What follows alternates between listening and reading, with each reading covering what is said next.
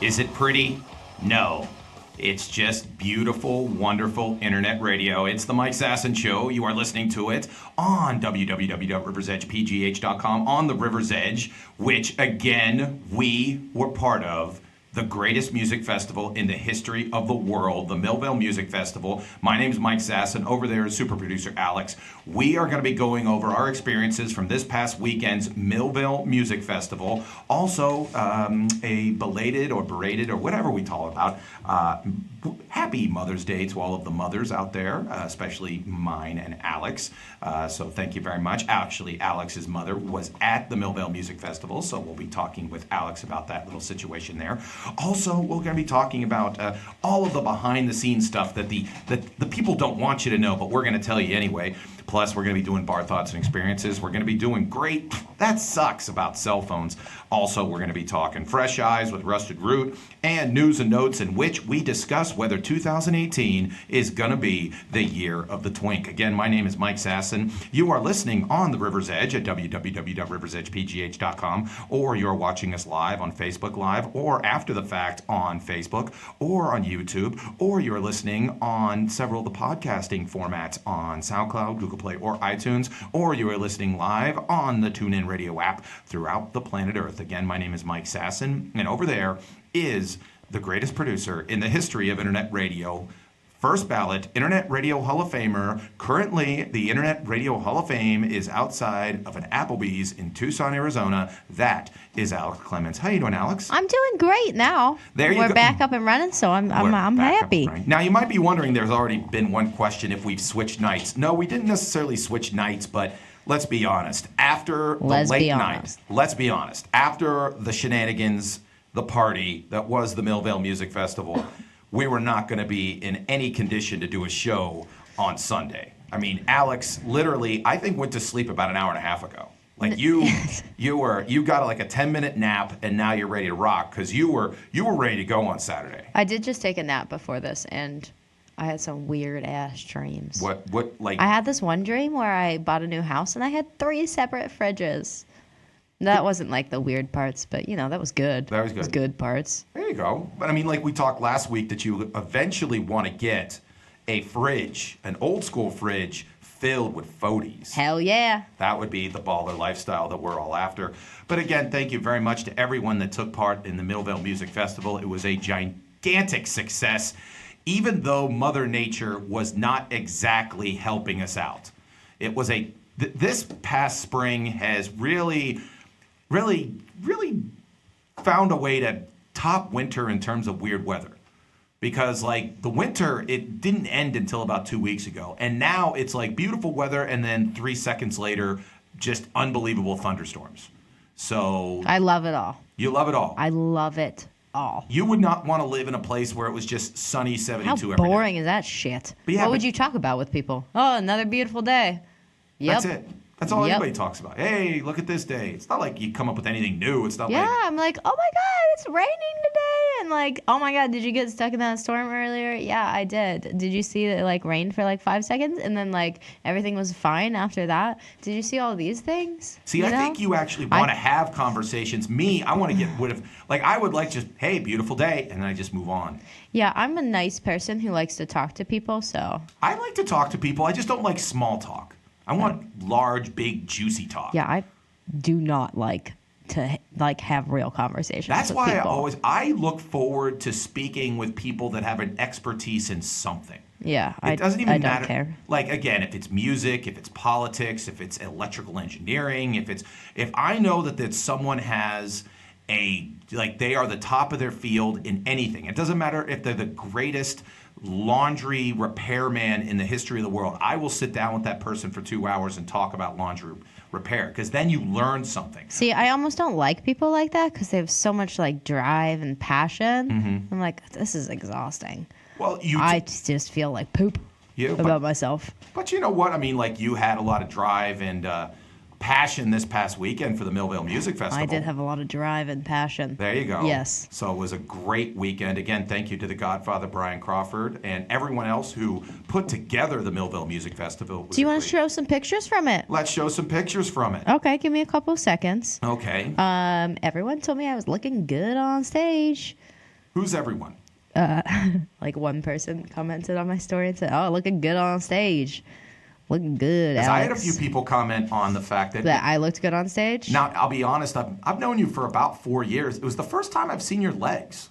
I know, it's like the first time I've seen my knees in a long ass time. What made you decide in front of thousands of people to be the day to expose one's legs? Well, you know, I got a new skirt. My sister bought me a skirt from her store, and I have been wanting to wear it. And I was like, oh my God, wear it. Like, of course, I'm going to wear it to something where like a ton of people are going to see it. Like, I think it's super adorable, you know? I already told you last week that I had already picked out my outfit, and that was part of it, that skirt. I loved it. But I'm not used to wearing skirts. I am used to wearing pants. I almost said like leg things. Leg things. Leg things. You know, those things, you know? Yeah, leg things are what, like, people who've never, before the name pants came out, that's what they called them. But again, beautiful, great crowd, so everyone had a great, wonderful time. And the thing about this year, it was year number 2 of the Millvale Music Festival. Year 2. So one of the things that I thought was, at least me going into it, is last year's Millvale Music Festival, it was the fact that it went off and it was as big as it was because, like, as we mentioned during the year, going into the festival, we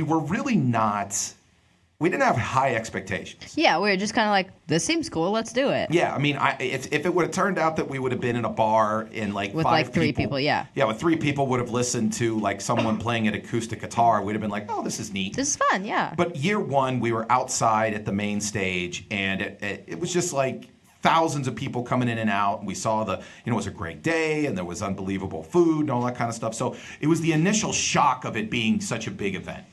Then year 2 happens. And I'm sitting there, and I'm trying to make sure that I don't have sky-high expectations. Yeah. Because, again, how do you top it? If it would have been as good as last year, I'd have been like, oh, that's still a great experience. Yeah. Like that.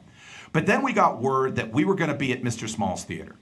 So I'm sitting there going, okay, that means we're in the big theater, we're in the big show, we're in the big, the big room. We're the big time. We're the big time. Made it a little bit different because, again, the Mr. Small's Theater is a professional venue. They've got, people that are working $1 million boards and people that, security and all this kind of stuff. Legitimate people. Like, we needed to have the green wristbands to make sure that the riffraff weren't getting... To get into the green room? See, do you think they planned that? No, they didn't. Okay. But the thing is that, like... So moving up through the weekend, like last week when we were talking about on the show, you had already picked out your outfit. Yes. Brian had been spending a year trying to put this thing together. Yeah, almost as long as I took to pick out that outfit. Yeah, so I mean, equal. That's why I put you in the same sentence. Okay, I would say that equally those things were both important. Now, going through the week, the thing that got me was this fact that it was just unbelievable expectations. So, first off, one of the things that kind of threw me for a loop was if you've been close enough to see me over the last couple days, I burst a blood vessel in my eye. Mike looks scary as shit. Yeah, compared to a couple days ago, though, I look okay now. But like a couple days ago, I look like Satan. Even scarier. Yeah, I look like one of the Terminators. Like it was bloodshot. And the thing is, which sucked, is I had 2 shows on Friday. Yeah. My job requires me to be in front of people. It's not like I'm a data processing guy and I can just kind of go into like a cubicle and just be by myself. Right. And then I had to be in front of thousands of people with, again, an eyeball that looked like it was about to explode. Yeah, I think it was very intimidating. Yeah. So again, you were like, who's that crazy dude? Yeah. So that happened. So I'm already kind of on edge because of that. Then Saturday happens. They didn't need you and me until like 5:30, 5:45 because our show didn't start till 6. But we get word that because of power outages, they're canceling venues. Yeah. Like a transformer blew up. Like lightning struck a transformer, and it was crazy shit. Yeah, crazy shit happened, and they put on Facebook that they were going to cancel the Funhouse at Mr. Small's Theater. And so I'm sitting there going, after all of this, there's no way that they're going to cancel this. After all of Brian's work, after Alex picking out a skirt, it's not going to come to the fact that we're just going to be like, sorry, this year it's just not going to happen. So I'm texting everybody. I'm wondering what the heck's going to happen, what all that kind of stuff. Eventually, I get with you and from Brian, and you got here earlier, but Brian said to me, hey, they fixed it. We're on. We all good. We all good. I show up, and then the other thing was, last year we were outside. Yeah. So people could be walking by, and they say, oh, there's music, and they stop by. Now we're inside. No one could know we're doing anything. So I'm thinking, okay, what's the crowd going to be like? Yeah. What's all that kind of stuff. I personally feel the weather helped our crowd. Because people are like, sure. You know what, let's go to a place where it's going to be inside, where you can stay inside and do all that kind of stuff. So I think that helped. And have we shown the picture of the crowd yet? Yeah, we showed it. Okay, I mean, packed to the gills, unbelievable. And actually the first time I'd actually ever seen a show at Mr. Small's. The people, again, in the venue is extraordinary. If you have an opportunity to see a concert at Mr. Small's, it's intimate, but the acoustics are great. You'd really enjoy it. So if you sit there and say, Mike, did the 2018 version of the Millvale Music Festival reach your expectations? I'll be honest with you, again, they exceeded them. They exceeded the level of the bands, the level of the talent, the level of everything. It was absolutely fantastic. All of the bands were extremely professional, were insanely talented, and it was off the charts. So if you have a chance to come next year, make plans. As soon as we get the date, we'll tell you. But that was absolutely just a mind-boggling experience there. Apparently, it was Mike Speranza is commenting on the show right now. He told us we did a great job. But he said that it took us about 4 hours to repair the power. 4 hours. Damn. So, yeah, it was close. It was close to think of that there was a possibility that they would have had to have closed the whole thing. So kudos to whoever fixed that and everything like that. Duquesne Light? Duquesne Light. I think that was who fixed it. Who knows? Don't trust me. If we can get a name for Duquesne Light, we'll give props to that guy. Or woman, I don't know. It's multiple people. It was thousands. It was millions. There was like firemen there. There was this fireman that looked like he was 12 years old. That's what we pulled up to when we first got here. Yeah. We're like, who's that 12-year-old fireman? What's he doing? He's the person who got it done. That's what the hell he Maybe. was. He might have been. Now, Alex, what was your expectations of it and then the reality? What were your thoughts? I was a little scared when I got there, and because previously in the day, I was in Mount Washington all day, not a single drop of rain. Completely dry the whole time. When we got to Millvale, we're like, oh, it looks like really wet here. Like maybe it rained. And we were picking up our T-shirts, and that's when they told us, like, oh, yeah, this crazy storm just happened. All the power's out, blah, blah, blah. And so I was very nervous about it. I did have to run in the rain multiple times, but I was like, oh, shit. Like, no one's going to be outside. No one's going to be in our thing. Like, everyone's just not going to come. And there were still people outside. I was at Grist House while it started pouring down rain. The bands kept playing. Everyone kept just standing there in the rain, and it was amazing.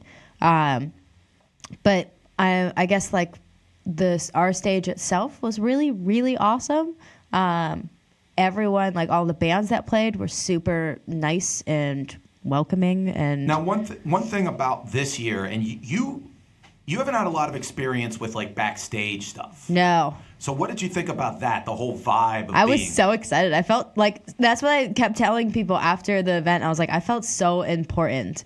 Because, yeah, like, granted, last year, like, we got to host a stage and stuff like that. But this year, I felt like I was included and just, like, on a higher level of importantness. Now, I think it was the wristband to go into the back. That was just it. Yeah, that was it. You had to get by a guy. There was security, all that kind of stuff. And that we were just, like, sitting with the musicians, like, in a back room. Like, that really kind of solidified that for me. Now, another thing was, at one point, I think we were about to pull the 50-50. Meeting of important people were going to go out. It was packed to the gills. The mayor of To the Millvale shows gills. up, and I think at that point, I had never seen you more excited in your life. I don't know if you like. I freaking love pulling tickets for things and telling someone that they won something. That's the most exciting thing that you can ever do in your life. Like, hey, you just won $400 fucking dollars, and I get to tell you that.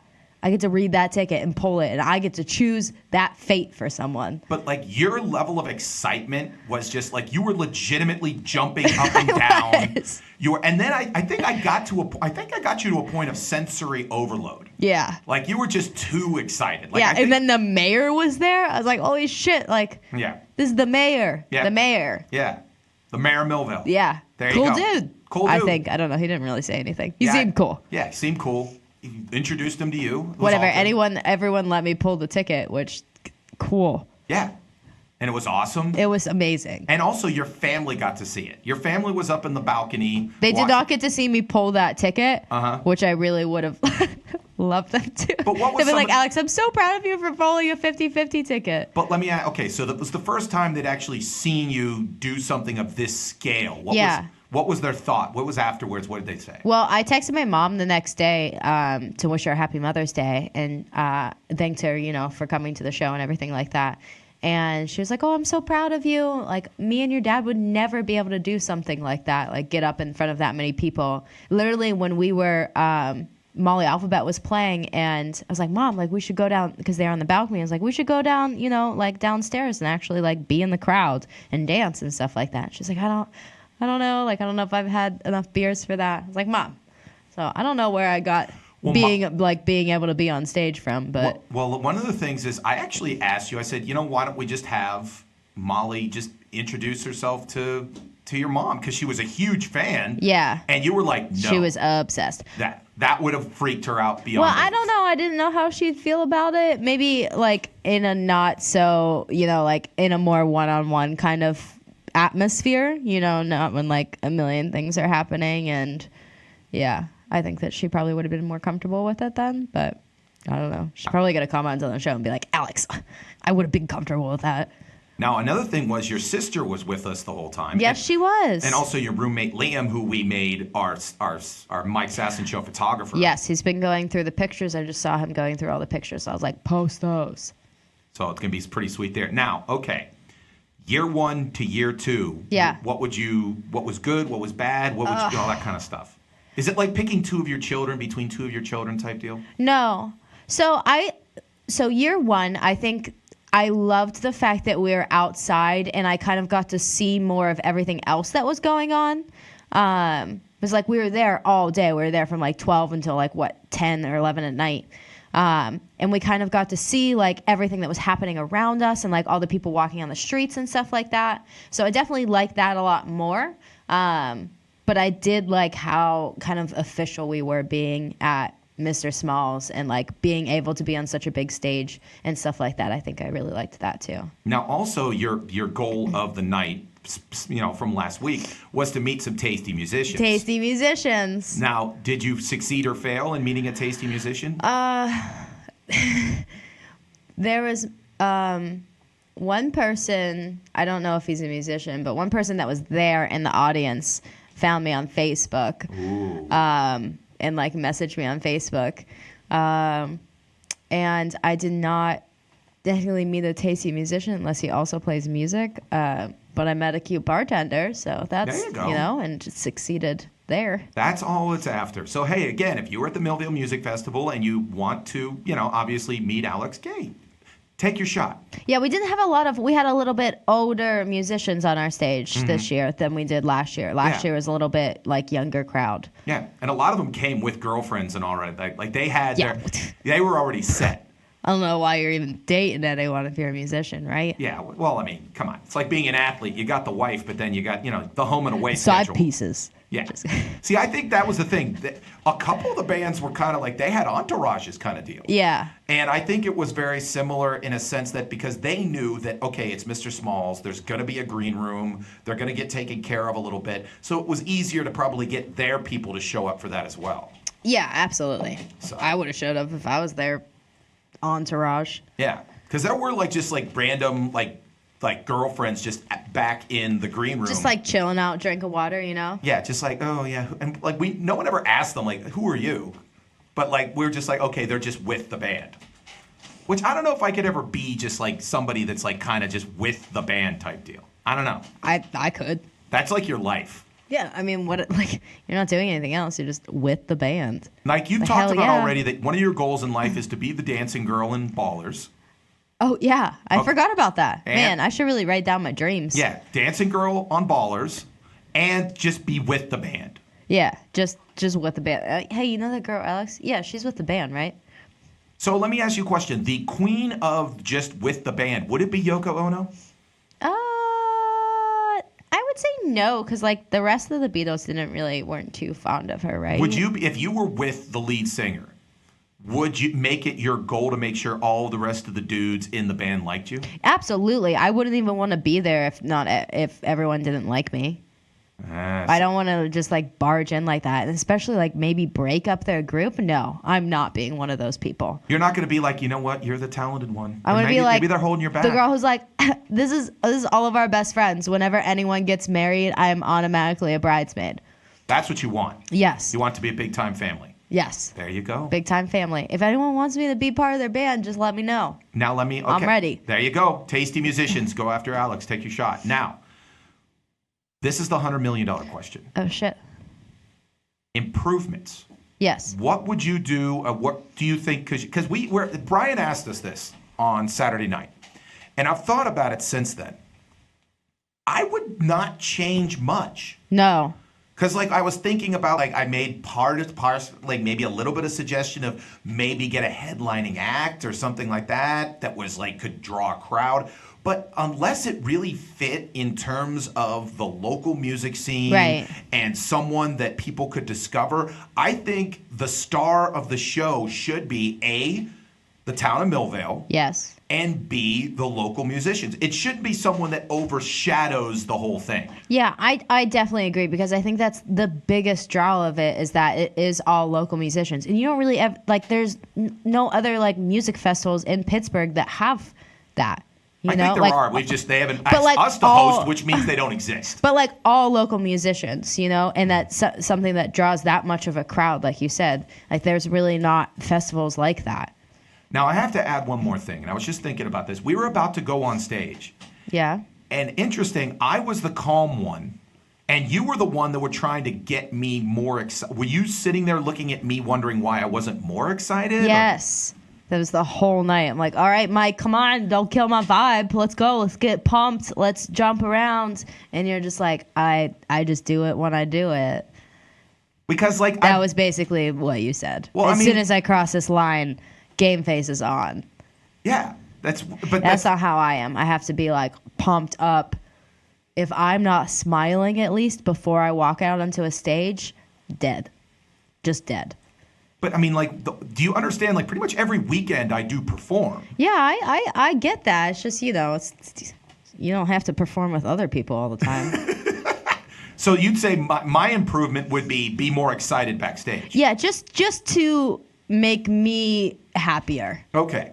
You know? So in the future, if I'm with you, my focus should not be on the thousands of people in the theater. No. It should be on making sure Alex is excited. Because if I am excited, then those thousands of people will be happy, you know? But I mean, why else are they there? But see, here's the key, though. Whenever you're with any sort of group of people, especially backstage situations, you have to feel like you have to give off the vibe like this doesn't mean anything to you, because then they relax and then this is their home for the next 45 minutes to an hour. So you can't be kind of like, oh my God, look at me, people, blah, blah, blah, blah. Because then they sit there and they go, who the hell's this person? Why are they back here? I don't agree. I think that you should always be genuinely yourself. Well, but genuinely myself is, hey, this is cool, but we have a job to do. This is what we do. Let's go do it type deal. Yeah. But, like, you can still smile at least once during the day. Okay. You say I need to just smile more. At least smile. Well, yes. That, again, constructive criticism, make sure Mike smiles more. You know when Mike likes to smile? When? When Alex does Bar Thoughts and Experiences, and we will do that right after this break. Again, you're listening to The Mike Sasson Show at www.riversedgepgh.com or on Facebook Live or on Facebook or on TuneIn Radio across the planet Earth or on SoundCloud, iTunes, or Google Play. We will be right back with Alex's Bar Thoughts and Experiences after this message. Brian Crawford letting you know that Kevin Slogic, my State Farm agent in Allison Park, is here to help life go right and reminds you that you're listening to the River's Edge Radio Network. Come on, go! It's green! Come on! Go! God damn it, Brian. You need to calm down Yeah, with the I'm road sick of rage. these people, these assholes. The road rage, man. You gotta calm down on the road rage. Well, I want to get to where we're going. We have a lot of great stuff coming up. We're going to the Falling Water, Bicycle heaven. the Mattress Factory, Tuck Knob. Trundle Manor. All right, which way do I go? Which way do I go? Come on, right, come on. right. Too late now. Right, come on. Well, too late now. I gotta keep going. I'm not gonna sit here like some asshole. Oh, come on, man. All right, you're listening to the Culture Cruise. You can find us at riversedgepgh.com. Your local Pittsburgh area museum podcast. Yes, riversedgepgh.com, and come take a ride with us. Again, you're listening to The River's Edge at www.riversedgepgh.com, where, again, you can listen to all the great music that you heard this past weekend at the Millvale Music Festival, and also all the great talk shows like The Mike Sasson Show, which you are listening to right now with Alex Clemens, super producer. You might be listening on SoundCloud, iTunes, or Google Play, or on TuneIn Radio, or you might be watching us on Facebook Live or YouTube. Now, again, if you've just met us and you just met Alex, understand something. Alex loves to drink. And when she loves to drink, she writes down her thoughts. And so we made it into a segment called Bar Thoughts and Experiences with Alex. Alex, play your theme song. Maybe y'all can relate. My style's dope any way that you slice it. It's a fresh cut, hope that you like it. About to open up a can. This song is so perfect for me. Isn't it? It is a perfect My style song for you. is dope any way that you slice it. Yes, because it's about pizza. Big fan of pizza? And me. And you. It's about me and pizza. Have you talked to them about, were you the They saw me eating pizza once, and then they wrote this song. Is yeah, that what like you're asking? you were the muse, I think that's what they call it. Hell yeah. You were the muse of it. Yep, There you go. I was. Uh-huh. So I have 3 things for you this week, Mike. 3 things. Yep. 1, 2, 3. Number 1, we talked about it a little bit earlier. I successfully picked up a man with my business card. Okay. Very smoothly. Now I'm telling you, so I'm not trying to pry, Oh, okay. but has the man called you back? They texted me, yeah. Like, not immediately. I don't want to brag. But no, a little later in that night. Okay, so he has reached out. Yes. All right, well, congratulations with that. Now, I will say that I did help you out a little bit there. No, you didn't. Because me and Brian were about to interrupt your ability to do that. And I saw that you were literally over the bar. I was on top of the bar, just like dancing on the bar. No, just kidding. Yeah, you were over the bar talking to him. I'm a very small person. I cannot hear people also when they talk. Yeah, and so we were walking towards it, and Brian was about to buy you a beer, and I grab Brian, and I say, hold on, give her a minute. Yeah. Because I know you were Okay, that definitely, yeah, that would help. Because Thank I you. think Brian might have killed it. Yeah. Yeah, Brian might have killed it. the Especially vibe. me. I mean, it was a vibe. Yeah, definitely. He would have been like, "Who the fuck is that big dude?" Yeah, I'd have looked at him and be like, what are you doing with her? Brr. Yeah. But I mean, I think I was pretty smooth with it. You know, it was just like. So when you entered the venue, you were looking for tasty dudes. Tasty dudes. So when you walked through and you saw this guy, were you immediately like, boom, there's target He one? had a really cool shirt on, so it drew my attention. And I saw my sister, and she was like, "Oh, did you see that bartender downstairs?" I was like, "I did." And so that's what really confirms things in my mind. Uh-huh. And then my dad was like, "Oh, you guys and those boys." So Did he really say something, that? something like that, Yeah. you know, some dad thing. Yeah. Just like rolling his eyes at us. Like he's a TV dad from 1950. Yeah, Okay. yeah, exactly. But so this bartender helped my sister charge her phone, which she was very just needed. So he was charging her phone. So I went up and I said, when we needed her phone back, and I said, "I have 2 questions for you. Number 1, are you single?" And he's like, "Mm-hmm." And then number 2, do you have her phone? And so we went to go get her phone. And while he was doing that, I pulled out my business card. And I was like, I don't remember exactly what I said. Something like, oh, you're really cute. Not in that voice. You should call me sometime. And then like kind of slid it over, you know? And what drew you? Was it the shirt or the looks? What was more it important? was the whole Rank everything. them, though. What was one? What was two? Looks or shirt? I said looks. His pretty eyes. Okay. Pretty eyes, but the shirt helped. Definitely. What about the shirt do you think helped? Because here's the thing about the looks. I can do nothing about looks, but maybe I need to wear more flamboyant shirts. No, it was the way that the shirt was on his body. Yeah, the shirt could have been, it could have said just, Trump for president. You'd have been like, damn, it looks good on his body. Yeah. Okay. But no.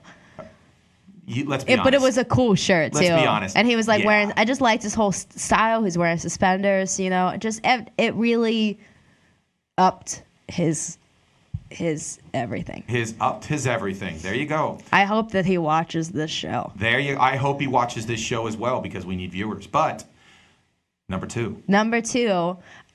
So Mother's Day was yesterday. It was. And the way that I celebrated Mother's Day was I went over to my parents' house and hung out with my mom and my sister for a while, and they helped me go through Tinder.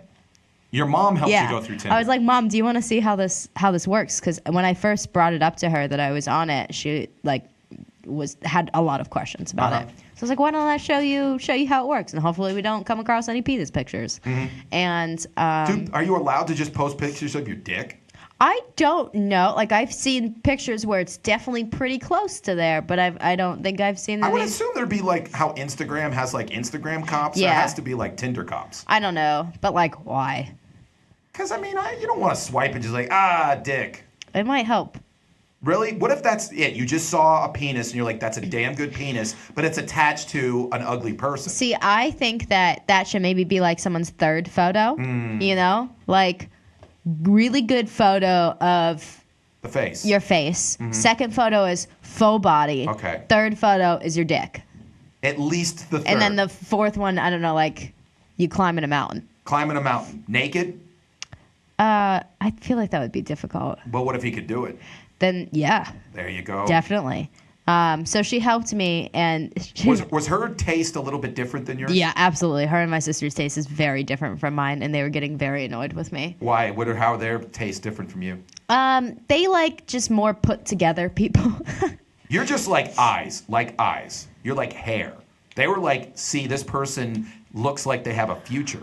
Yeah, I guess. I don't know. My mom's like, oh, they look like a nice person. I'm like, Mom, I don't care. I ain't looking for I ain't looking for a nice person. I'm looking for a nice time. Yeah. Nice Saturday night. Yeah. Yeah. But my mom, she was not a fan of how fast I swiped at people. And I told her, like, I match with most people that I like. And she was like, so there's just all these guys messaging you and you're not messaging them back? And I was like, yeah, Mom, there's like a lot of people on here, and she's being exposed to the fact that you're maybe not the nicest person in the world. She has much better morals than I do. Yeah, she's like never lied in her life and things like that. That's right. Well, then congratulations, because you have said that she likes the show. Yes. So there's no way that she says that she likes the show and she really doesn't. She's just trying to be nice. Yeah, I don't know. I feel like that would maybe be the one time that she lies, is when she's trying to be nice to her daughter, But I know the one time that she almost lied was on an apartment application, and she turned it in, and then she called the person 3 days later because she felt so guilty. And she was like, I lied, and she didn't get the apartment. So if she was on Tinder back in the 70s, most of her She'd probably time been would killed or something. Oh, okay. Well, that'd have been a shame. But she would have just been, messaging back and forth constantly. She would have had no time to work. This is actually a funny point. Her and my dad actually met through a dating service. Yep. And she did lie to him, or I guess her roommates lied to him, because I think he called the one time and they told him that she had a toothache or something. So they did lie. But it wasn't that he was a toothache, they just didn't like him? I don't know what exactly the reasoning was. I think maybe she had too many gentleman callers. Oh, so they were sitting there going, hey, we need some time to ourselves. not one more dude trying to, get with Kathy right here. Yeah, I don't remember the exact reason. There you go. But now, just so you know what I did with my mother, I did spend some time with my mother. Did you go on Tinder with her? We did, but it was such a Sasson family event because of the fact that she loves her nieces. Yes. So we had to go to some place that was very little kid friendly. So don't judge us by like, oh, Mike, you don't take your mom to someplace nice. We went to Eaton Park. Nice. Because no other place do we feel comfortable with my niece Mia and Carly, because they're like bringing wild raccoons to restaurants. I mean, Eaton Park is a good place to go for that. And my mom to this day loves her some Super salad burger? bars. Oh, okay. Salad. No, she would not eat a super burger if you paid her $100 million. That's what my aunt used to always get, a super burger and onion rings every single time. My mother, because it was Mother's Day, they gave her a smiley cookie. Yeah. My brother, who was there, looked at her and said, I'll give you $1,000 if you eat that cookie. And she's like, nah, I'm like, I don't like smiley cookies. She's lived most of her life off seltzer water and popcorn and chicken. That's like all she eats. Sounds like a good life. It's gonna make. She will outlive me. Yeah. Her grandmother, who lived in Wisconsin, who mostly feasted on bourbon and cigarettes, lived to be 96. Yeah, that's how you gotta do it, Mike. Yeah. And then my grandfather, who probably in terms of body type is most like me, lived to be 94. Did he drink a lot of alcohol? Oh, he was Irish to the core. It preserves your body, Mike. Yes. So that you can live longer. I think so I think I should just drink pure, formaldehyde. You might not be smart, but you'll live until you're 96. There you go. So, I mean, that's how I'm trying to go. There you go. And then number 3. Number 3, I ate a piece of fucking fruit today, and I don't understand why people do that. Fruit? I think that fruit is the most pointless thing in the whole world. I actually ate 2 things of fruit today. I ate a pear this morning, and then I just had some pineapples.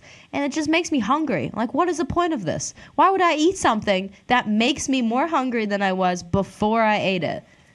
Fruit is a great, It's thing stupid. that you create something else with. Like a smoothie, alcoholic pie, drinks. like alcoholic drinks. Oh, definitely pies. But you understand what I'm saying? It's not something you eat on its own. But I 'cause mean, you're right, it is. It's everyone mostly does eat it water. on their own. But they do, and they're pointless. But what you have to do is then turn it into something else. Each time I eat like an apple or something, I just really wish that it was a steak. I've been really craving steak. Then go eat a steak. I know. I'm gonna. Okay, well, We'll congratulations. see if any steaks are available tonight when we're done with this. So, dudes, Buy me a steak. buy Alex a steak. Make sure you're good looking. Wear something very kind of provocative. And Provocative? I'm just thinking people are going to show up with some assless chaps or something. That's not provocative. That's just weird. That is completely provocative. Then you should. But Honestly, I think I'd give credit to the person who had confidence to show up on a date with assless chaps. I know you hate Van Halen.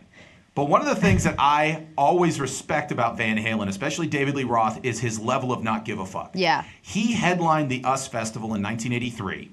There was 1 million people in the crowd.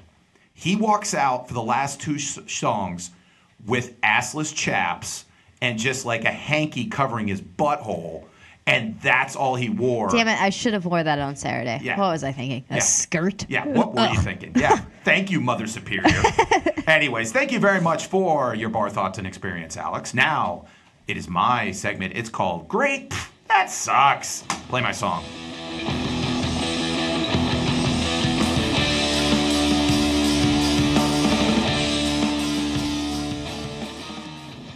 So I had a little bit of a issue before the Millvale Music Festival. Oh, jeez. So my case that my cell phone was in broke. Like Yes. the little button made it, which makes it impossible to operate and all that kind of stuff. So I had to go to Verizon, that is my cell phone carrier, who takes hundreds of dollars a month from me. And I said, hey, I need a new cell phone carrier. And they're like, what do you got? And I'm like, an S6. And they're like, we don't need that. What that was like a desperate issue? Well, it was a desperate issue because I didn't want to do the whole 6-hour Millvale Music Festival with no case around it. Because you were afraid that you would drop it? Yeah, exactly. Oh. I don't want to break it. Yeah, I mean, I drop my phone a lot, and it's just mildly cracked all over. Every time I've ever seen your cell phone, it's cracked. Yeah. I don't think I have a cell phone typically for a couple months where it's not cracked, and then I think one time you got it for like a week and it got cracked. no, that's not possible. Yeah, that's that whole drinking saves it might save your body, but it destroys your cell phone. It is definitely always drinking. Which is why I came up with this week's that sucks, which is cell phones. Yes, do it. I would say that if there was one big difference between me growing up as a kid and now in terms of times, it's cell phones. It changes everything. So, first one, what's great about cell phones? The greatest time waster in the history of mankind. Hell yeah. You could be taking a dump, you should be at work, whatever. You're on Facebook, you're looking at tweets, you're looking at nude photos on the internet. It's a tremendous tool to waste time. But what sucks about it, you're never far from bad news. Oh. Like when you ever sad. wake up, when you sit there going, oh, I'm gonna check what's on the phone, and then all of a sudden CNN posts that like, oh, there's 7,000 people just died in an avalanche in Pakistan, and you're like, oh well, life sucks. I like to use those things at work a lot of the times when people are complaining at work. And they're like, oh my God, this and this and this happened today. And I was like, yeah, did you also hear that 5 people died in a plane crash today? And they're like, all right, geez, Alex. And it brings everyone right back down. Maybe I should, put up those T-shirts, that kind of stuff.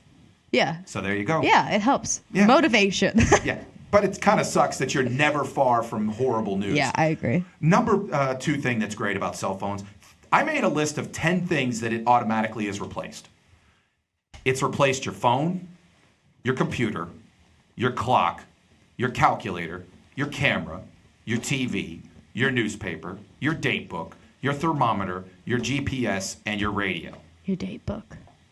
Yeah, like your... Yeah, no, I got it. Okay. I just thought that was the cutest one. Thank you. I thought if we were ranking the cutest one, I guess date book would be whatever.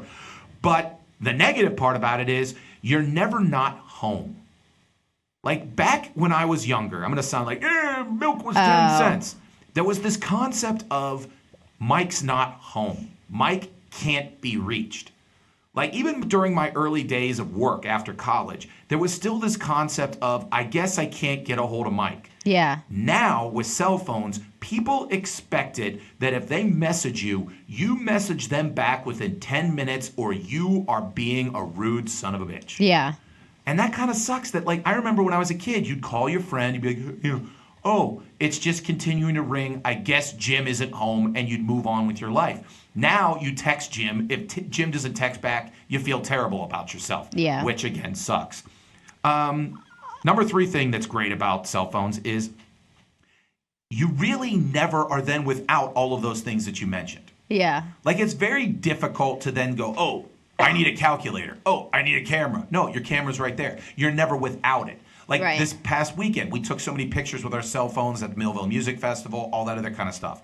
But what sucks about it is now your phone becomes the most important thing in your life. You ever miss your phone or you leave it at home, you practically feel like you've left pants at home. Yeah, absolutely. Like you freak out immediately as you walk out the door. Yeah, but I mean, like if you sat there and went, oh my God, or the worst is you've got like 10% left in power and you need to find, some place to plug in and you can't find anything and you're just like, Mike, I am literally 20 minutes away from being like in a desolate island, even though you're in the middle of the South Side. It doesn't matter. You're in the middle of just nothingness because, again, you're not going to have a cell phone, which sucks. Number 4 thing that's great about cell phones is you have so much control now. You can control what, like on Netflix, what you watch. You can control the fact that I now don't have cable because I have, YouTube TV. Because you're too cool for that. Yeah, I control the fact that I don't listen to terrestrial radio. I listen to my Google Play, and I have my own music that I listen to, and I don't have to listen to some program director telling me that it's time to play AC/DC. If I want to listen to AC/DC, I listen to it right now. Yeah. I don't wait for those sons of bitches. Number 4 thing that stinks, though, is it becomes a status symbol again. It's like one more thing that you got to keep up with the Joneses about. Like when I walked into Verizon and they sat there and went, oh, you have an S6? We don't have any cases for that. Bleh. Yeah, you're outdated, Mike. Outdated. How old are you? Yeah, what a loser. Like it's become a joke. Like, my mom still has a flip phone. Yeah. Because she doesn't need to check Facebook 100 times a day. She's got what she has. Even though I do make fun of the fact that my mom has like an early iPhone. Like, aha, you're a loser, whatever. Number 5 thing that is great about a cell phone is you're never really, there's the concept of like, oh no, I'm on the side of the road, I can't get a hold of anybody. No, you have the cell phone. You have that connection. In case of emergency, it's great. But the number 1 thing that stinks about cell phones is it's just another drain on money. If you'd have told someone 20 years ago, it's like, oh yeah, we pay $100 to this thing, and it pretty much has now become like a utility. Yeah. Like you have to pay it. Like, what do you mean you have to pay it? No, you have to pay it. And then the thing is, like, I have unlimited data because, again, the whole data thing, like, I hated that so much of like, oh, should I really look at this piece on Facebook? Oh, maybe I should look at the video. As soon as it came out with free data, I'm like, yeah, I'm getting that. Yeah, I remember like a little while ago, we used to always burn through our data all the time. And my mom would text us at a certain point during the month, like, hey, guys, you got to turn off your data. And we're like, oh, okay, I guess we can't have lives anymore. But now you have unlimited data, so guess what? I think so. I don't know. Or we just never go through it. Or you just basically just don't care. Yeah, we don't give a shit. Yeah, you're like punk rock. You don't care. That's the new punk rock, not caring how much your data is. So again, that is great. Nah, that sucks. Hey, if you have anything you want to add to cell phones, comment or don't. Those are the 2 things you can do. Coming up next, we'll have Fresh Eyes. As I mentioned before, part of the Millvale Music Festival is Jim Donovan and the Sun King Warriors played. He was the drummer from Rusted Root. And so I asked myself, hey, has Alex ever actually seen Rusted Root? Now we'll know what she thinks of him. Next on Fresh Eyes, Rusted Root with Alex. It's the Millvale Music Festival's home here on the River's Edge. My name is Mike Sasson. We'll be right back.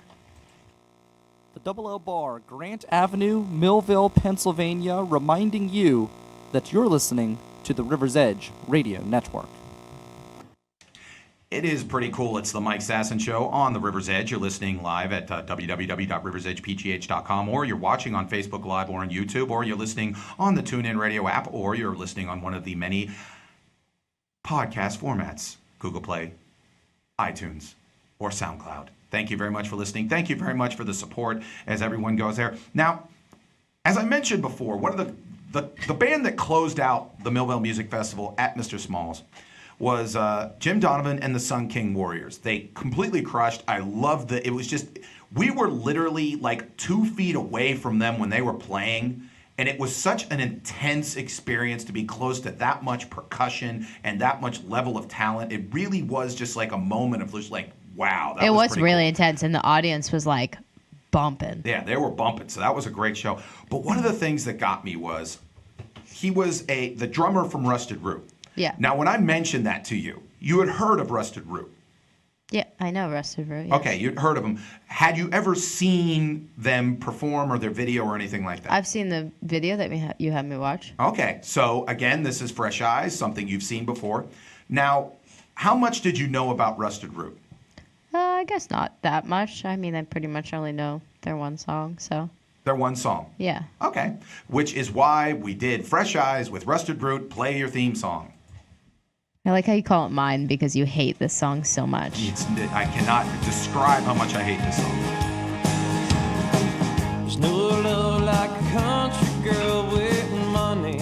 There really is no love like a country girl with money. I think that's like the truest statement that I've ever heard in my life. Really, you need to get around some more true statements. Anyways, a couple things about Rusted Root. Again, local band formed in Pittsburgh, Pennsylvania in 1990. What a good decade. Yeah. What's up? What a good decade. What a good decade. Much better than the 80s. No, well, yeah, then whatever.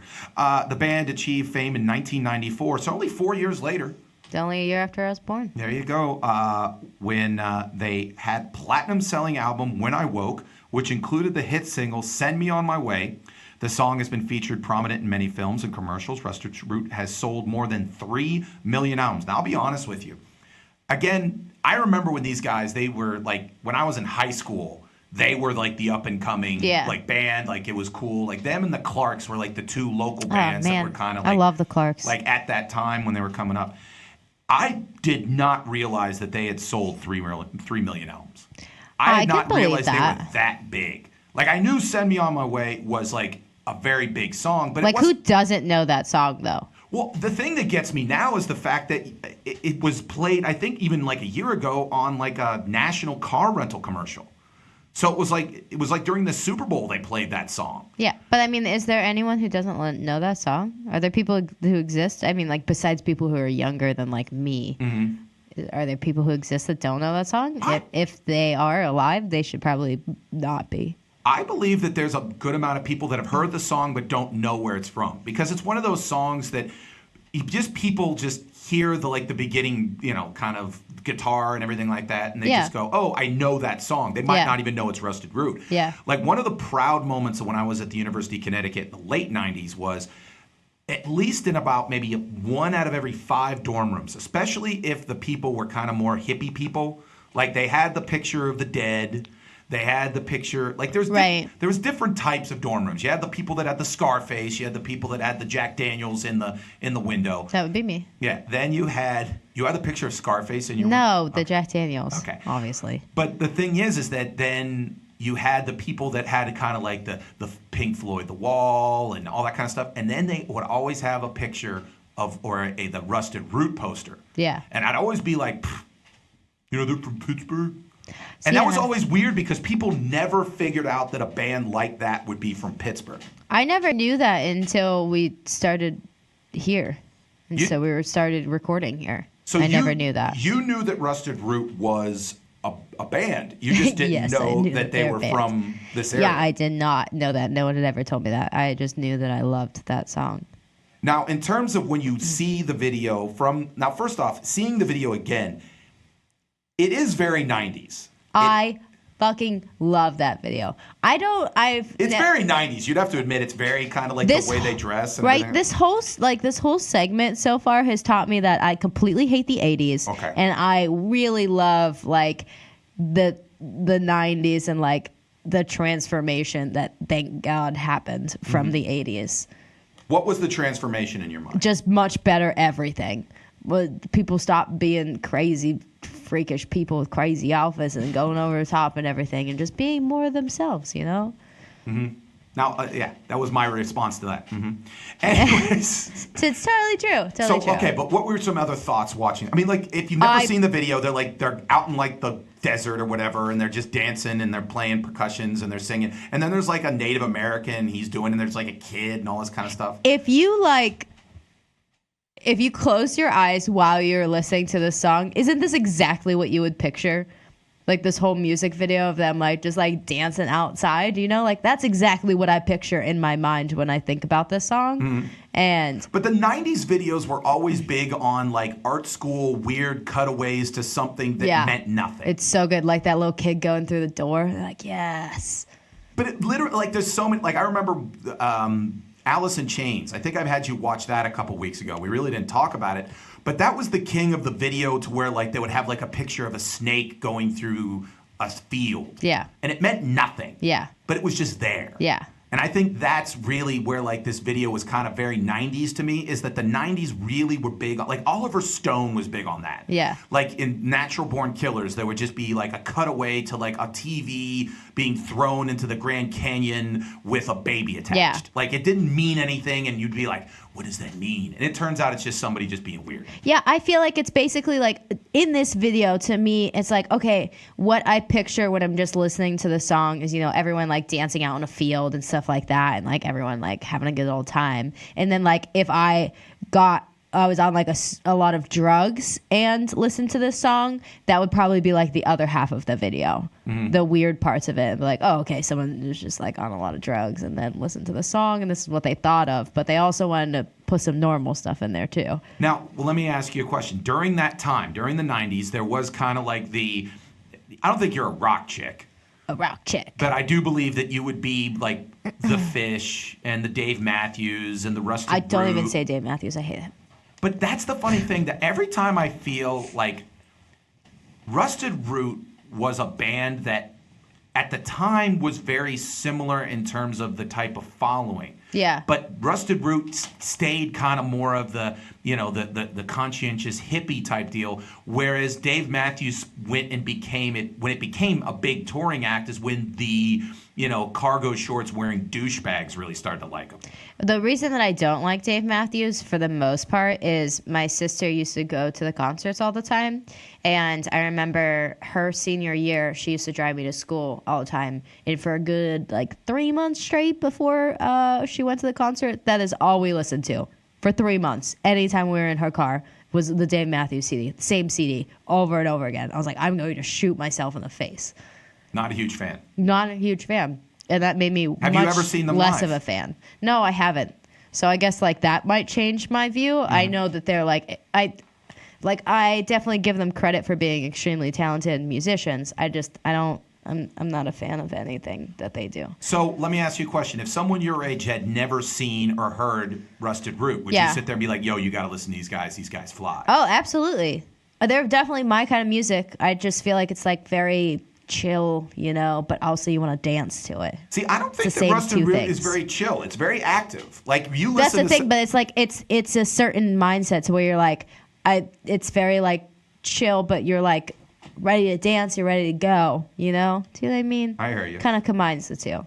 Now, another thing about this band that I thought you would notice is the lead singer. I thought you would find him to be very kind I of. thought you were gonna say it was packing. Yeah, no, Packing in the pants. Not 1975 with Yeah, no, Robert Plant. I didn't notice that.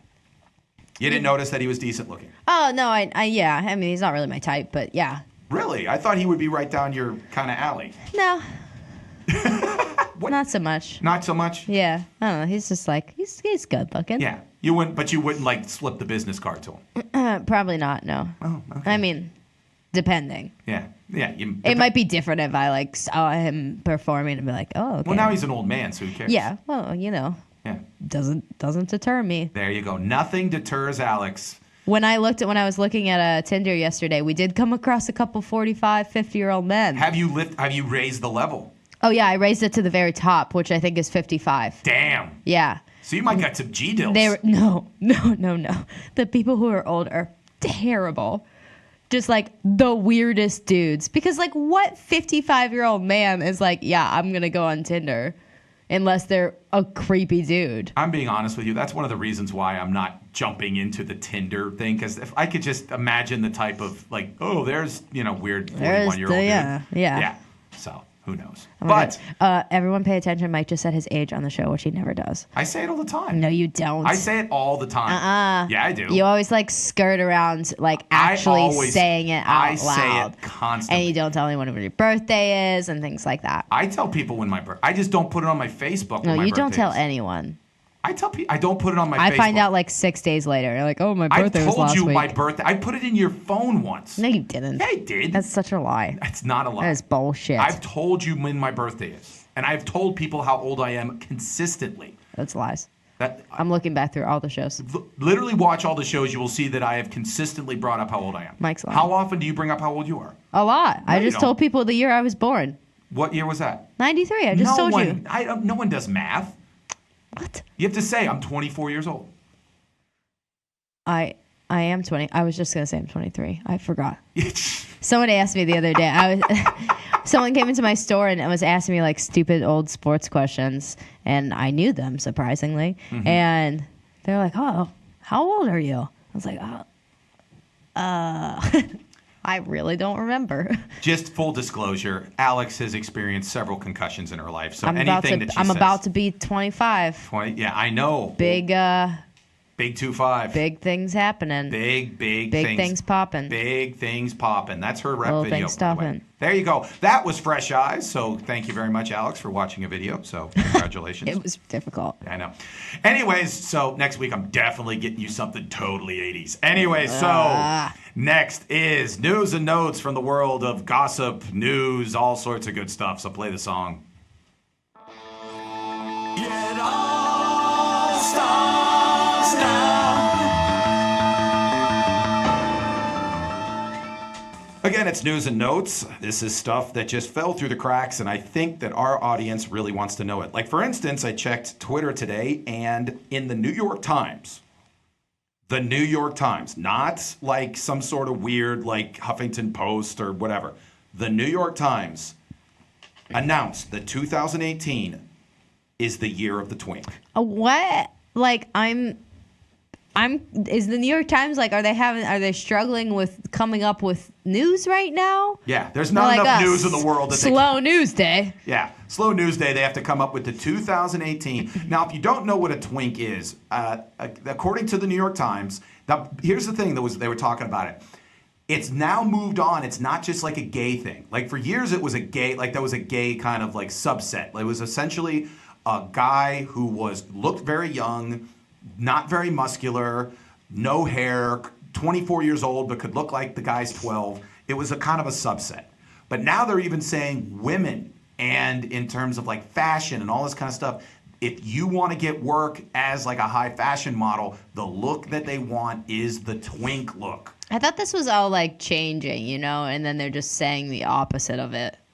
Now, apparently, according to the New York Times, which they set the standard, the type of guy that women want is hairless, young-looking, no muscularity at all. They look like young boys. Well, I wouldn't say no muscularity because there's definitely like people in this picture that you sent me that are like very muscular, but like that thin type of muscular. Okay, yeah, I'm not saying they look like Schwarzenegger or anything. No, yeah, like they have like there's multiple people in this picture that have like six packs and like you can definitely tell that their arms are very defined. They're starving. They have flies all over their face. You don't have a six pack if you're starving. Yeah, you do. If you ever look at like African kids that are about to die, they're ripped. No, they don't. Mike. Yes, they don't have any muscle.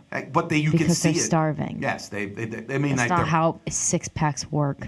Six packs work because you have such low body fat that essentially your abdominal muscles get shown. I'm not starving people. Yes, absolutely. They have no muscle. Absolutely. Anyways, so the thing is that I have to is again for the 120th straight year. Giant hairy dudes are not being featured in fashion magazines. Well, shucks. Yes, every year, big, 300-pound, just muscular hairy dudes, such as yourself, such as me, not you, me. Yeah. Again, not being. It's never the year of the giant, big hairy dude, which I think super surprising. I really thought that's what they were going to go with this year. I think they should. Now, by the way, if this was women, or they'd say, "Oh, the look like you're a 13-year-old girl," people would be all up in arms. Absolutely. But again, look like a 13-year-old boy. Guys are like, "Oh, okay, I guess I got to accept that." So, thank you. Life is wonderful. I like some of these people. I know you're disturbed. Anyways, speaking of something that is disturbed, Amy Schumer. This past weekend was the host on Saturday Night Live. I watched her, her monologue. And I'll be honest with you, if you like Amy Schumer, you'll like the monologue. If you don't like Amy Schumer, you won't like the monologue. That seems right. I know, but the thing is, sometimes people will go like, ooh, how did Amy Schumer do? If you like Amy Schumer, you'll like her. If you don't, because there's one thing I've noticed about Amy Schumer. You go on Twitter, people are not very, about Amy Schumer. No. Like, I'm about Amy Schumer. I get it. I'm not, a giant fan, but I get why she's popular. Yeah. A lot of people hate her guts. Yeah. Now, is that because of misogyny? Is that because of her political stance? I think it's both those things. But there are some people that are just like, she sucks and I wish she'd jump off the earth and all this kind of stuff. So typically I try to give her a little bit of a break. But this week, last week, she did something that as a comedian I'm not a huge fan of. So she was trying to work out her monologue during the week in New York. Now, in New York City on Manhattan Island, there's literally 10 comedy clubs. The vast majority of the comedy clubs are what they call showcase rooms, which means you get 10, if you're like Dave Chappelle, you'll get 15 minutes to do comedy. So if someone wants to pop in, it's real easy. They just kind of give you 10 minutes and go from there. Well, she walked into Caroline's. Caroline's is not a showcase room. That is more like how the Pittsburgh Improv is, in a sense that there's a MC that does 10, 15 minutes, a feature that does 20 minutes, and then a headliner that does 45. It's planned. Yeah. So she walks into Caroline's knowing this. It's a good crowd. It's Tuesday, and she wants to get some stage time. Now, according to certain reports, now again, that's why I preface this. According to certain reports, she walks in and she says, "Hey, can I have 10 minutes?" The person at Caroline's goes, "Well, the problem is the headliner, who's about to do 45 minutes, just started. So no, I don't know what's going on." She pulls out "but I'm Amy Schumer." And they're like, well, we don't know what to do. Obviously, they'd love to have her on stage. It's, most of the people that go to comedy clubs in New York, especially like in Times Square where Caroline's are from everywhere else in the world. Right. They would absolutely adore having Amy Schumer on stage for 10 minutes because she's a name. So what she does is, without the comic knowing, she walks to the side of the stage and says, hey, and his name was Brendan, hey, Brendan, can I have 10 minutes?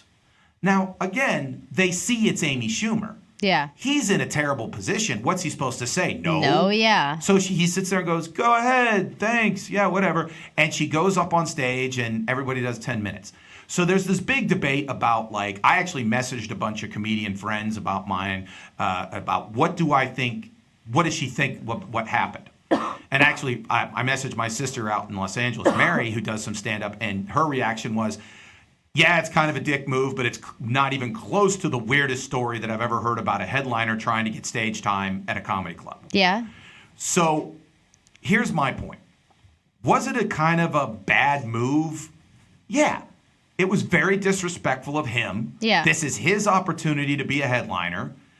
And she kind of took a giant dump all over it. Yeah, I can understand if like she went up to the person and they were like, oh yeah, like he hasn't started yet. Go ahead, do 10 minutes. Yeah. Let the headliner go. Or how about this? At the end of his headlining set, if you want to go someplace else, maybe if you can get on whatever, but at the end of his headlining set, sit there and say, hey, we have a special treat for you. 10 minutes. Amy Schumer's going to do 10 minutes. The crowd would have stayed. Yeah. The crowd would have loved it, whatever like that. But the fact that she interrupted his headlining set, you worked so hard to get to that point, again, does not look very good for Amy Schumer. No. Also, the simple fact that her movie hasn't done real well either. So yeah. We'll see what happens. I don't know. You haven't seen it? I haven't seen it because I saw Trainwreck. I thought it was okay. I have not seen Snatched. And I'm probably not going to see this unless it's like on Netflix and I have like nothing other than, like I'm on a long like plane ride. Yeah, I only saw Trainwreck too. Yeah. But here's my thing right now though. Who else is being asked to carry comedy movies anymore by themselves? Like when I was growing up, Eddie Murphy, Chevy Chase, Bill Murray, these guys were asked to carry comedy movies. Amy Schumer really is the last person. Will Ferrell is always with somebody else. Right. Eddie Murphy really doesn't do movies anymore. Who else? Everyone else is old, like Chevy Chase or Bill Murray, and so they're kind of in ensemble pieces. Jim Carrey doesn't really do that many movies anymore. Yeah. So really, it's Amy Schumer, and she's the only person right now that's being asked to carry a movie. And I think the question is, can she? Yeah. So maybe eventually. We'll see what happens. Someone else who needs to carry something is Tristan Thompson, who is a basketball player for the Cleveland Cavaliers. Now, Alex, that's not really interesting to you, but what is interesting to you is the fact that I think he's marrying or dating or something, Khloe Kardashian. And so he cheated on her while she was pregnant with her kid. So like so many do. Yeah. So he got really, really, everyone got upset with him. But what got me was his excuse to Khloe Kardashian that Khloe Kardashian accepted. Okay. Of why. Now I'm ready. Okay. He said the reason why he didn't really want to, but it was peer pressure from the rest of the players on the Cavaliers saying, hey, we're NBA basketball players. We're supposed to cheat on the road. You should. And he fell to peer pressure. Now, Alex, if a man you were dating, actually you were bearing his child, said, Alex, the reason why I had to cheat on you was because everybody at my job said that I had to, so I had to. Listen, I'd be like, just be honest with me. I would be much more happy. I mean, probably not gonna be happy about it if you lied to me about it. Mm-hmm. But if you're gonna lie about why you did it, don't say it was because of peer pressure. At least come up with a good excuse. Yeah. It's a stupid excuse. And like, oh, you're going to fall to peer pressure for that? No, I'm sorry. I don't want to be with you. And then the other thing that happened was a lot of NBA players, and that was the tweet that I put up there that we put on there. A lot of NBA players were kind of mad at Tristan Thompson because they sat there and said, hey, don't throw us all under the bus. Yeah, exactly. Like, we're not like you, dude. Yeah. Well, yeah, we are like you, but don't tell everybody that we are like you. Yeah, you keep it quiet. Keep it quiet. What are you sitting there telling everybody? Oh yeah, everybody in the NBA, cheats on you because now they have to go back to their wives. Be like, no, I don't cheat on you, and I absolutely don't give in to peer pressure because I'm not a fucking pussy. Yeah. So again, Tristan Thompson. What are we calling him? A big fucking pussy. Oh yeah. Okay, look into the camera right now. Tell him. What's his name again? Tristan Thompson. First off, your name. Stupid name. Yeah. First off, Chloe, why are you marrying someone with a dumb name? I mean, he's cute though. So okay, whatever. There's other cute NBA players who are not named Tristan. Tristan Thompson, you're a Okay. big fucking pussy. There you go. Also, I feel like we should just start a thing where it's like an unspoken rule that if you're pregnant, like you should just allow your husband to go do other things, and then you know about it, and you don't have to encounter this awkwardness. But here's my thing, whores. That's what I'm saying. Not strange where you're picking up weird diseases and stuff, or you're knocking up another woman. No, you specifically could pick out the person if you really wanted to, if you wanted to have that much control over the situation. But yes, whores. Prostitutes solve so many problems. They really do, especially when they'll be robots. Yeah. Robot sex prostitutes pretty much are going to make marriage just work. I really think so, Mike. Speaking of names, we knew that Tristan is a dumb name. It is a dumb name. They came out with recently the top 10 baby names for both men and women for this past year. You want to do male or female first? Let's do female first because I'm kind of mad at the male one. Of course you are. Let's go with the female. First, let's go over the top 10. Alex. Emma, Olivia, Ava, Isabella, Sophia, Mia, Charlotte, Amelia, Evelyn, and Abigail. Of those names, what is your favorite? I really love the name Sophia. I was almost named Sophia. And I'm still just mildly upset about it. Not really. I like my name a lot. What happened to like Jane, Margaret? Those are very common. Abigail is on there. Abigail is a very common, I don't know. historic name. That's one. Yeah. The other one's Amelia. That's a Charlotte. I honestly think Charlotte sounds like a porno star. Anytime it's What? anytime it's the what name are of you a even saying? time it's the name of a southern city, there's a good chance that's a porno star. See, I'm not a Savannah, Charlotte. I'm not a big fan of Emma, Ava, and Isabella because when I used to teach dance, every single little girl's name was like Ava, Isabella, or like Izzy, and they all had the same fucking names. I'm like, I don't even know how to tell you guys apart. You all are named Ava, and I don't know how to do this. Granted, when I was younger, everyone was named Alex. Surprisingly, Really? yeah, there was 2 other people that danced with me that were named Alex out of 7 people. There you go. Now let's go on to the male names. Let's do it. Now the reason why, and you go through the names, and I'll give you the obvious reason why I'm upset. Yeah, we know that. Okay. Liam.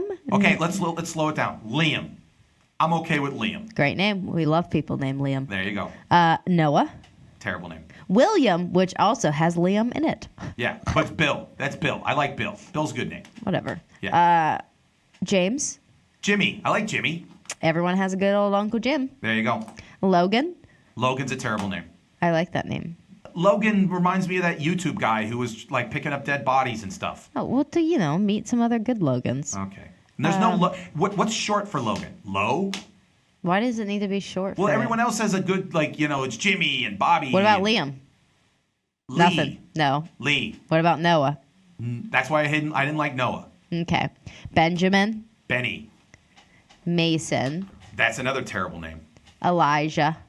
Not bad. Oliver. I love the name Oliver so much. Really? Mm-hmm. Okay. And Jacob. Jacob. Now, what name did you not see? Mike, obviously. Michael. My name wasn't on it either, so go suck a butt, Mike. Here's the thing. For the first time since World War II, Michael is not one of the top 10 Thank male. the Lord. I think we have enough people named Michael in this world that people are like, all right, let's stop this. No, great name. No. One time an old lady came up to me and talked to me for 20 minutes about my name, Michael. I'm not even necessarily saying that it's a bad name. I just think that it's a little overused at this point. Because I'm the archangel that destroyed Satan and freed the... Oh my God. That's what I did. You specifically. Yeah, Michael. That's what I did. That's who You. Me, personally. Yeah. That's what Michaels do. Okay. That's what we do. I don't know. I'm a big. I'd say about half these names I'm okay with. Anything that I can call somebody like a name like, hey Jimmy, I like that. Jimmy.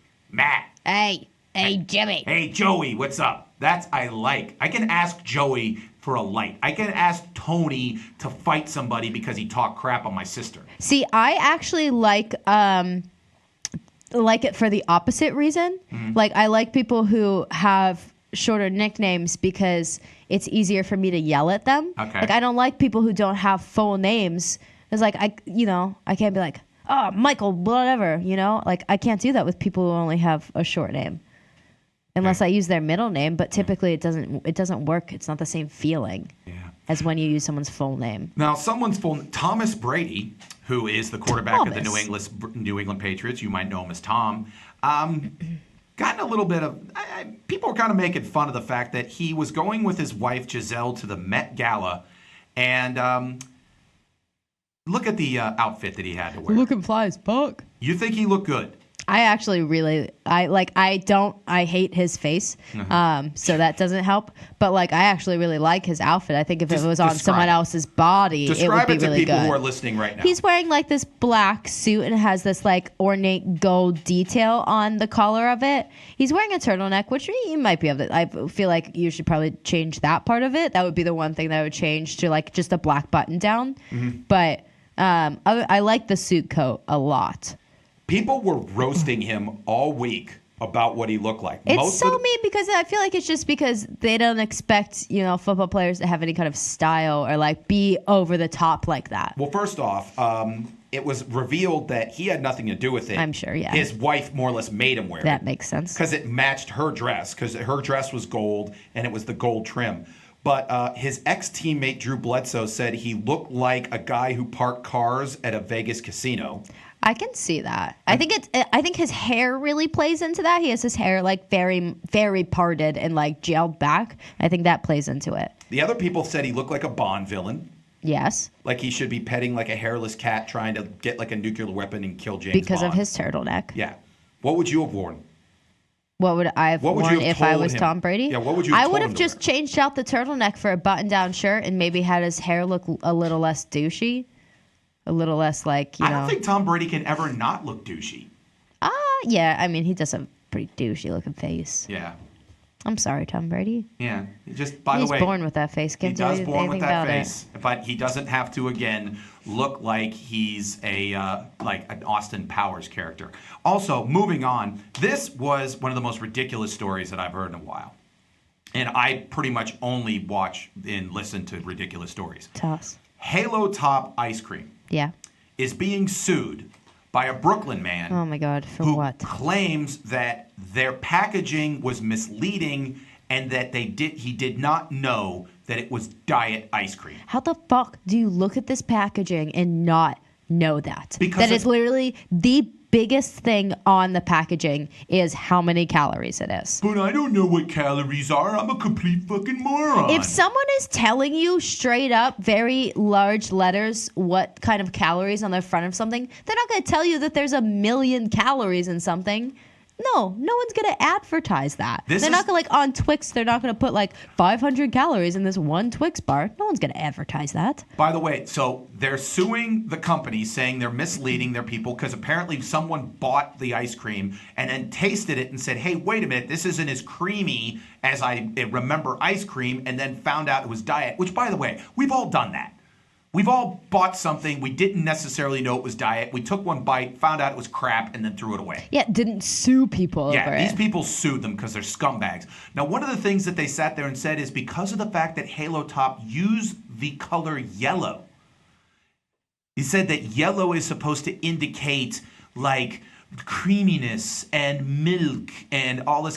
Tell you what the lawyer wrote. I don't even... What? Because of, butter? That's yes. The only thing I can think of. Okay. I mean, yeah. Again, this is legitimately one of the stupidest thing I've ever read in my life. Yellow can signify anything. Who knows? That's I don't know. Stupid. That's how.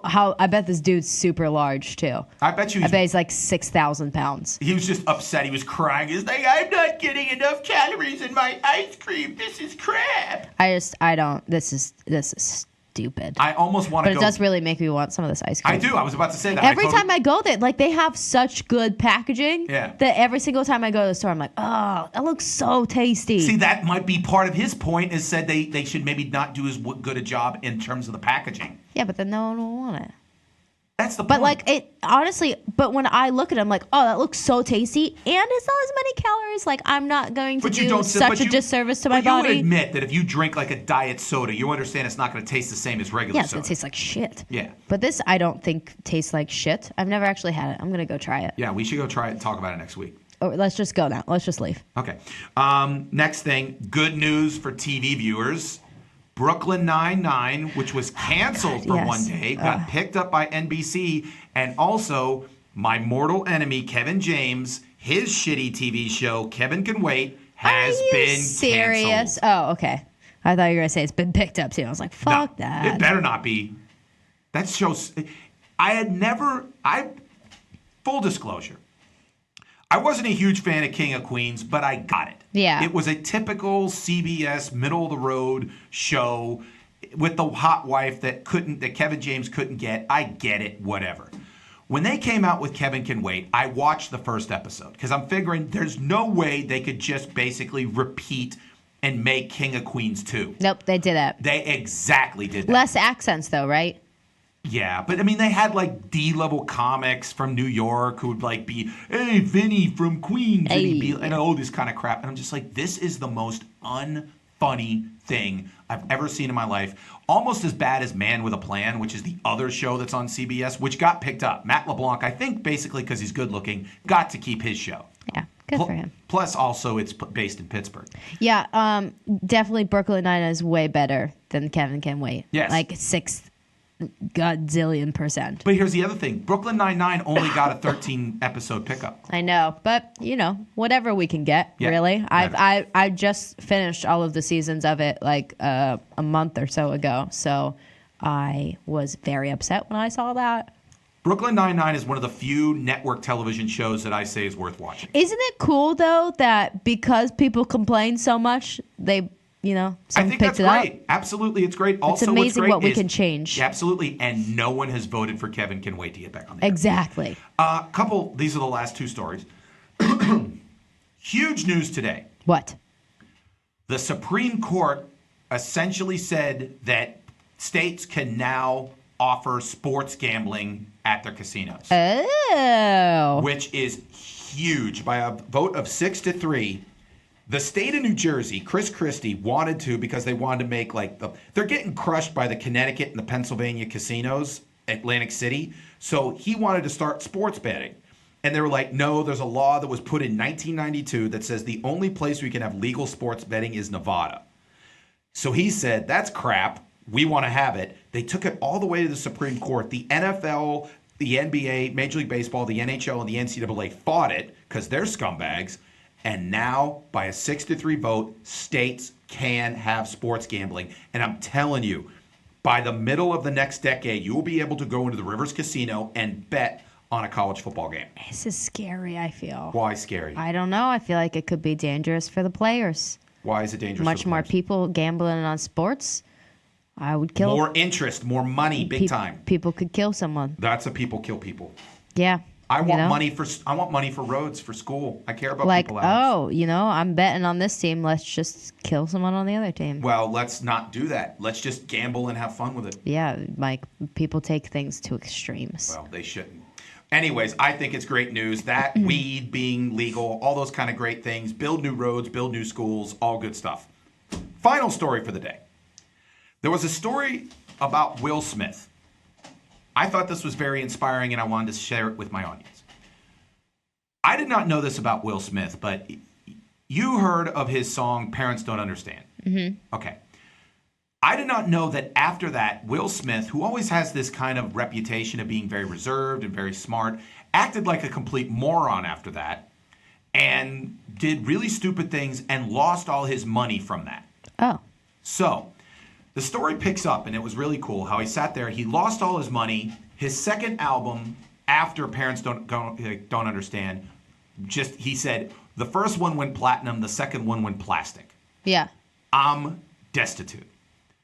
So he was sitting around his house, and his girlfriend at the time says, "You can't just sit around here." Will's like, "Well, what am I supposed to do?"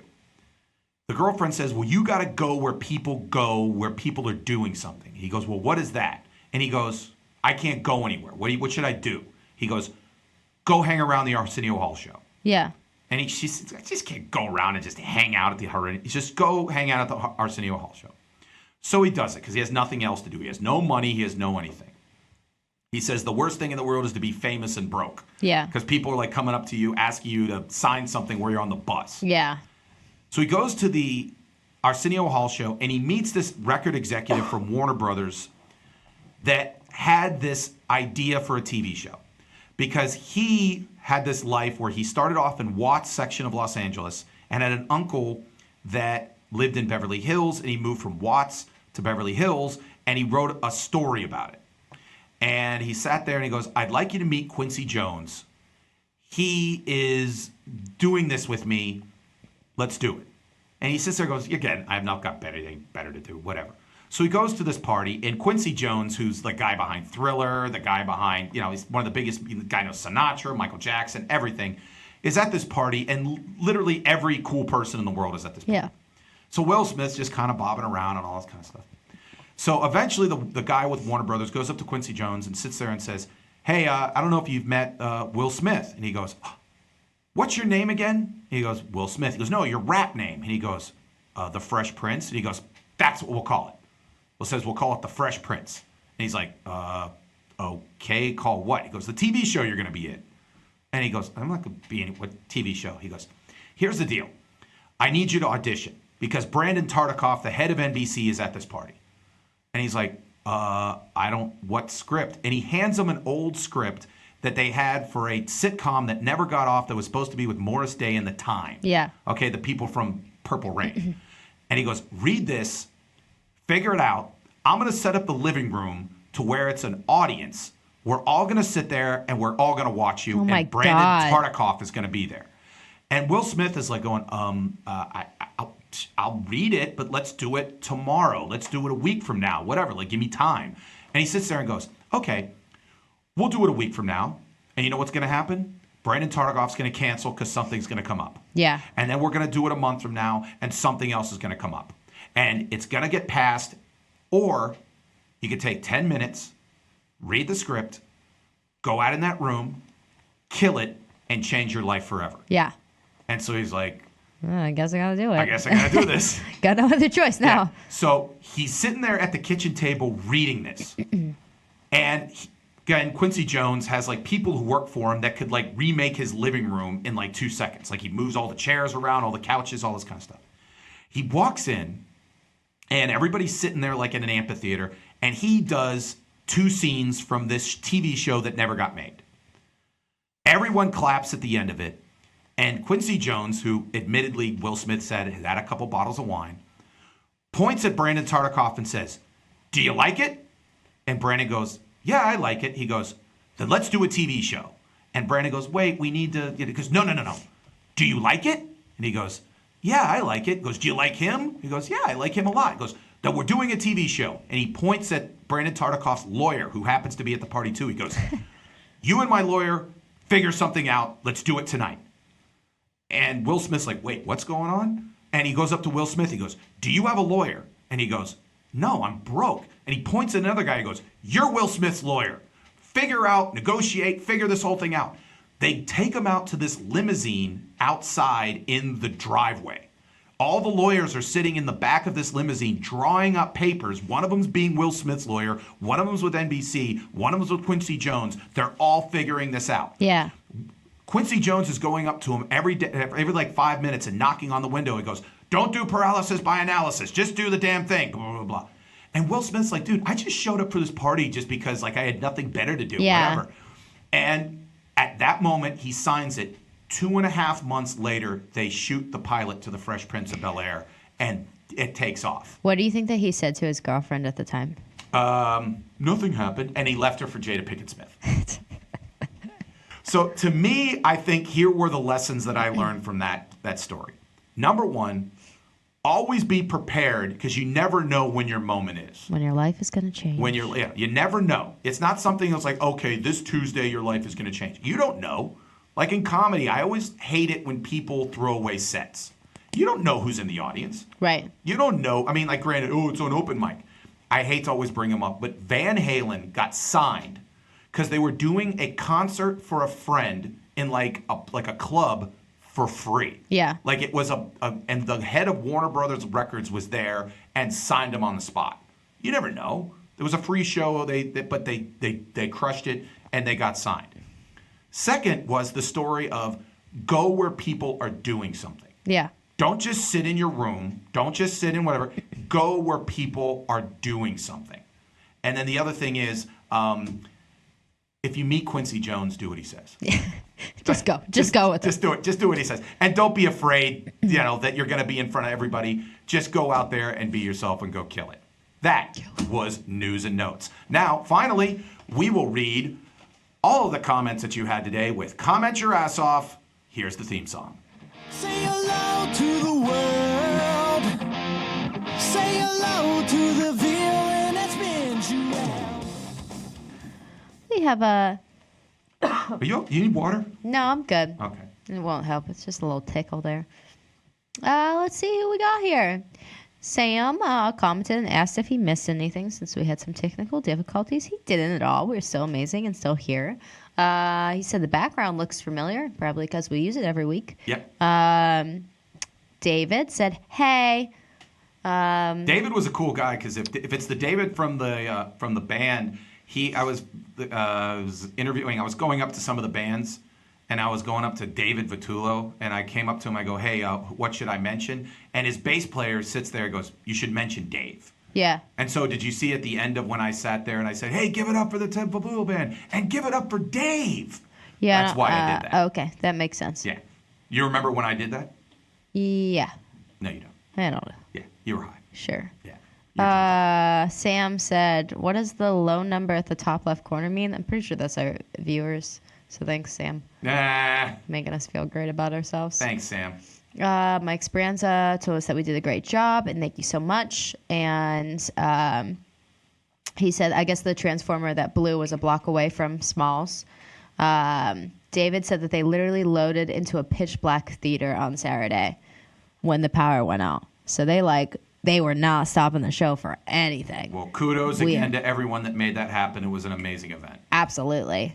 Sam asked who provides our wardrobe, which I think is hilarious and wonderful that he thought people actually dressed us like this. Yeah, I have stylists that do this. I don't just pick my own stuff. All right, which black shirt or polo are you going to wear today, Mike? Someday I'll have a team of people that will pick which black shirt or polo I will wear. Yes. And they will have the easiest job in the world.